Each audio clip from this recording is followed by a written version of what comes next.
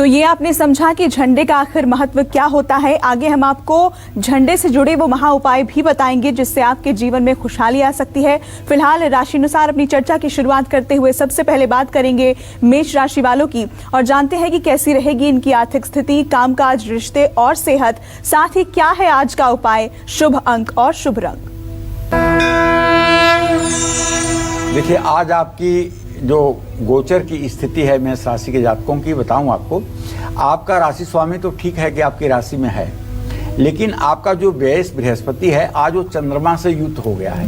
इसका मतलब ये है कि पैसे के मामले में अगर हम आपके भाग्य का मूल्यांकन करें तो आपका खर्चा तो बढ़ेगा, लेकिन सबसे बड़ी बात जो है आज अपने किसी दोस्त की आप पैसे से मदद भी करेंगे। आज काम पूरा होने में थोड़ी सी देरी जरूर महसूस होगी, लेकिन कर्मचारियों पर आपका दबदबा कायम रहेगा। जहां तक पारिवारिक रिश्तों की बात है तो पति पत्नी के रिश्तों में बाहरी हस्तक्षेप बढ़ सकता है। ऐसे में अगर आप सावधानी नहीं बरतेंगे तो ब्लड प्रेशर की भी समस्या बढ़ सकती है और आपको चाहिए कि दूसरों को माफ कर दें। अगर दूसरों को माफ नहीं करेंगे, क्रोध में रहेंगे तो पछतावा करना पड़ेगा। चांदी की कोई छोटी चीज अपने पास आज आपको जरूर रखना चाहिए। शुभ अंक आपके लिए 1 है, शुभ रंग आपके लिए केसरिया होगा। जय मां विंध्यवासिनी। और चलिए अब बात वृषभ राशि के जातकों की कर लेते हैं। जानते हैं कि इनका आज का राशिफल कैसा रहने वाला है, कैसी रहेगी इनकी आर्थिक स्थिति, कामकाज, रिश्ते और सेहत। साथ ही क्या है आज का इनका उपाय, शुभ अंक और शुभ रंग। देखिए, वृषभ राशि के जातकों को बताऊं कि आपके व्यय भाव का स्वामी मंगल व्यय भाव में स्वयं उपस्थित है। और मैं बार बार कहता हूं कि अगर मंगलवार को आपने किसी को कर्ज दे दिया तो वो कर्ज वापस नहीं मिलने वाला है, या अगर मंगलवार को आपने किसी से कर्ज ले लिया तो वो कर्ज आप नहीं उतार पाएंगे। तो अब मंगल ही 12वें भाव में व्यय स्थान में बैठा हुआ है, तो इसका मतलब है यदि आप वृषभ राशि के जातक हैं तो सोच समझ करके किसी को उधार दीजिए। बाकी संकेत आप समझ लीजिए। कामकाज की जहां तक बात है, आज कुछ ऐसी परिस्थितियां निर्माण होंगी जिससे आपका अपने कार्य क्षेत्र में पूरा फोकस नहीं हो पाएगा। और मैं एक सुझाव देना चाहता हूं, वैसे भी ये कोरोना काल है, निर्णय लेना जल्दबाजी होगी, लेकिन नौकरी बदलने के लिए जल्दबाजी ना करें। जहां तक पारिवारिक रिश्तों की बात है तो घर के बुजुर्गों से अच्छे संबंध बनाकर रखें, उनकी बातों से इरिटेट ना हो, उनकी बातों से परेशान ना हो, क्योंकि बुजुर्ग और बालक एक ही जैसे होते हैं और वो किसी चीज की रट लगा सकते हैं, सही भी कह सकते हैं, गलत भी कह सकते हैं। आप इस बात को भी सोचें कि वो बुजुर्ग हैं, इसलिए उनकी बातों पर चिढ़ने की कोशिश ना करें। जहां तक आपके सेहत की बात है तो यदि आप महिला हैं तो आपके स्वास्थ्य पर बुरा असर पड़ेगा, लेकिन अगर आप पुरुष हैं तो आप स्वस्थ रहेंगे। सावधानी ये है कि पुरानी बातों को सोच करके और पुरानी बातों को चर्चा करके अपना दिमाग खराब ना करें। गतव्यथ, जो बीत गया उसको भूल जाइए। इष्ट देव की उपासना करें, जो भी आपके इष्ट हैं उनकी पूजा उपासना आपके लिए फलदायी है। और इसी क्रम में आज शुभ अंक भी आपके लिए 5 है, शुभ रंग भी आपके लिए आसमानी है। जय मां विंध्यवासिनी। और चलिए चर्चा को आगे बढ़ाते हैं। अलग अलग देवी देवताओं की झंडा का दंड कैसा और किस रंग का होता है, साथ ही उस पर कौन सा चिन्ह अंकित होता है जो हमारे जीवन में शुभता को बढ़ाता है, आइए जानते हैं इस बारे में। पंडित जी बताएं। देखिए, विष्णु भगवान की जो ध्वजा होती है उसका जो दंड होता है जिसमें झंडा लगाया जाता है वो सोने का होता है और ध्वज पीले रंग का होता है, भगवा ध्वज भी हो सकता है। उस पर गरुड़ का चिन्ह अंकित होता है। मंगलम भगवान विष्णु मंगलम गरुड़ध्वजः मंगलम पुंडरीकाक्षः मंगलाय तनोहरि। किसी भी कार्य के प्रारंभ करने के समय यदि इस मंत्र को बोल दिया जाए तो मैं पूरी जिम्मेदारी के साथ कहता हूं उस कार्य का कभी अशुभ परिणाम नहीं निकलेगा। चाहे वर किसी लड़के को पसंद करके वरक्षा का कार्यक्रम हो, चाहे लड़की को देख करके उसे इंगेज करने का कार्यक्रम हो, और चाहे किसी घर का शुभारंभ हो, चाहे व्यवसाय का शुभारंभ हो, चाहे यात्रा का शुभारंभ हो। यदि आप कहते हैं ओम मंगलम भगवान विष्णु मंगलम गरुड़ध्वज मंगलम पुंडरीकाक्ष मंगलाय तनोहरि, और ऐसा कहकर के भगवान श्री हरि विष्णु का ध्यान करके यदि आप कार्यारंभ करते हैं तो सफलता आपके कदमों में रहेगी। तो भगवान श्री हरि विष्णु के ध्वज पर गरुड़ का चिन्ह अंकित होता है, इसे गरुड़ ध्वज भी कहते हैं। शिव जी की ध्वजा का दंड चांदी का होता है और सफेद रंग का होता है। उस पर वृषभ का चिन्ह अंकित होता है, उस पर बैल का चिन्ह अंकित होता है। और ब्रह्मा जी की ध्वजा का दंड तांबे का होता है और ध्वज जो होता है वो पद्म वर्ण का होता है, उस पर हंस का चिन्ह अंकित होता है। और गणेश जी के ध्वजा का दंड तांबे या हाथी के दांत का और ध्वज सफेद रंग का होता है, उस पर मूषक का चिन्ह अंकित होता है।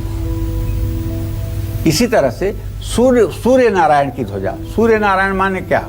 सूर्य नारायण माने भगवान विष्णु, शंख चक्र गदा पद्म वनमाला विभूषितम, यही सूर्य, ये मतलब कि सत्यनारायण है। और सूर्य नारायण का मतलब है कि जो उदयाचल से सुबह सूर्य देव उदय होते हैं उनको हम सूर्य नारायण भी कहते हैं, नारायण भी उनके साथ जोड़ते हैं। तो सूर्य की जो ध्वजा का दंड है वो सोने का है और उनका ध्वजा जो है वो पचरंगी होता है, 5 रंगों का होता है, उस पर व्योम का चिन्ह अंकित होता है, आकाश।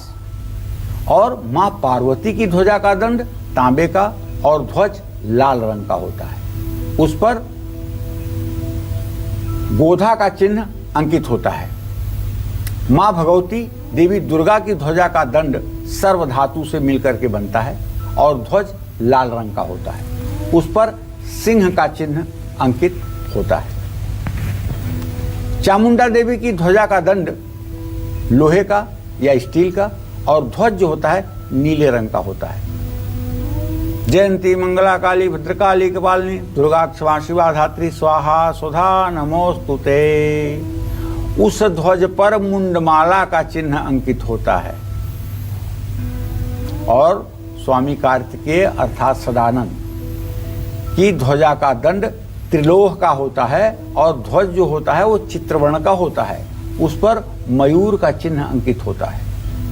ये सब देवी देवताओं के जो ध्वज हैं उस पर उनके वाहनों के चित्र अंकित होते हैं। ये बात ध्यान रखने के योग्य है। सामान्य रूप में से जो आप अपने घर में ईशान कोण के ऊपर ध्वज लगाते हैं वो त्रिभुजाकार ध्वज हो और उस पर बीच में ओम लिखा हो। ओम लिखने मात्र से संपूर्ण सृष्टि उसमें समाहित हो जाती है। ओम एक ऐसा शब्द है, इसकी उत्पत्ति किसी देव दानव या मानव ने नहीं की है। ओम की व्युत्पत्ति न किसी देवता ने की है, न किसी दानव ने की है, न किसी मानव ने की है। ये स्वयं जैसे भगवान प्रकट होते हैं, अनेकानेक अवतार लेते हैं, उसी तरह से हर व्यक्ति के अनहद नाद से, नाभि के पास जो अनहद नाद होता है वहां से ओम का धुलकारा चलता है, ओम का प्राकट्य होता है। और इसी ओम से सारे अक्षरों की, सारे वर्णों की व्युत्पत्ति अर्थात उत्पत्ति हुई है। तो ये ओम अक्षर ब्रह्म है, ये ओम अक्षर ब्रह्म है, इससे बढ़कर के कुछ भी नहीं है। अर्जुन तो यहां तक कहते हैं भगवान कृष्ण से कि हे केशव, मैंने तो कई बार आपको हे कृष्ण, हे यादव, हे सखेती, कई बार आपको कृष्ण कह दिया, कई बार आपको अपना मित्र कह दिया और कई बार तो मैंने आपको आपका जाति सूचक शब्द यादव का भी संबोधन कर दिया। आप मेरे इन गलतियों को क्षमा करें। आप तो अक्षर ब्रह्म हैं, आप तो सर्वत्र व्याप्त हैं, आपने तो पूरे ब्रह्मांड को अपने में धारण किया हुआ है। और पूरा ब्रह्मांड आप में स्थित है। इसलिए हे केशव, आप अक्षर ब्रह्म हैं, आप ओंकार के स्वरूप हैं। तो ओंकार का इतना बड़ा महत्व होता है। तो आप अगर अपने घर पर झंडा लगाते हैं तो उसमें ओम का चिन्ह अगर आप एक वृत्त में अंकित करके लगाएं तो ये शायद आपकी मनोकामना को पूर्ण करेगा। तो झंडा कैसे आपके जीवन से परेशानियों को दूर कर सकता है, कैसे आपको तरक्की दिला सकता है, ये सब हम जानेंगे। लेकिन फिलहाल बात कर लेते हैं मिथुन राशि वालों की। जानते हैं कि मिथुन राशि के जातकों का आज का पूरा दिन कैसा रहने वाला है। देखिए, मिथुन राशि में शुक्र और राहु की स्थिति बनी हुई है और मिथुन राशि का स्वामी बुध इस समय बुधादित्य योग पराक्रम भाव में बना रहा है। ऐसे में अगर पूरे आपके ग्रह गोचर का मूल्यांकन मैं करूं तो यही कह सकता हूं, एकादश भाव का मंगल नए साझेदारी से बड़ा मुनाफा करवाने की संभावना दे रहा है। रोजमर्रा के कामों से आपको समय निकालना चाहिए और क्रिएटिविटी के जो काम हैं उन पर भी आपको अपना फोकस करना चाहिए। आज बेवजह किसी रिश्तेदार से अनबन हो सकती है, कोशिश करें कि ना हो। और तनाव और चिड़चिड़ापन भी बढ़ सकता है। ऐसे में किसी पर भी जरूरत से ज़्यादा विश्वास करना आपके लिए उचित नहीं होगा। अगर संभव है तो कुत्ते को रोटी खिलाइए। शुभ अंक आपके लिए 6 होगा, शुभ रंग आपके लिए नीला होगा। जय मां विंध्यवासिनी। और आइए बात कर्क राशि के जातकों की करते हैं। जानते हैं कि इनका आज का राशिफल क्या कहता है, कैसा रहेगा इनका आज का पूरा दिन।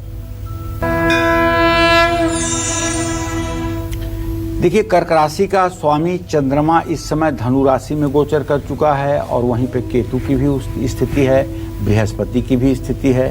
तो एक तरफ बृहस्पति, दूसरी तरफ केतु और उसी बीच में चंद्रमा। तो आमदनी के स्रोतों में तो सुधार होने की संभावना बढ़ी हुई है, लेकिन ये केतु बेवजह के खर्च भी बढ़ा देगा।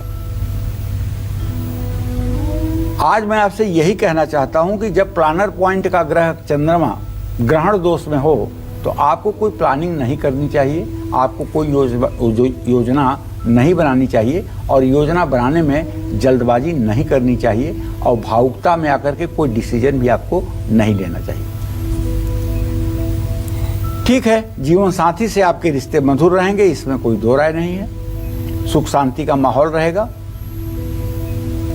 अगर आपको आज से पहले कभी भी सर्वाइकल का प्रॉब्लम रहा है या कंधे में दर्द की समस्या रही है तो ग्रहों का गोचर इस बात का संकेत करता है, शनि चंद्रमा का द्वितीय द्वादश होना, कि आज भी वो थोड़ा सा रोग आपको प्रभावित कर सकता है।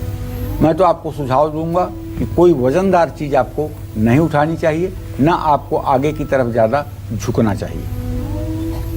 जल्दबाजी में आपको कोई काम नहीं करना चाहिए। मिट्टी का मटका, किसी धर्म स्थान में नया मटका दान करना चाहिए। शुभ अंक आपके लिए 9 होगा, शुभ रंग आपके लिए केसरिया होगा। जय मां विंध्यवासिनी।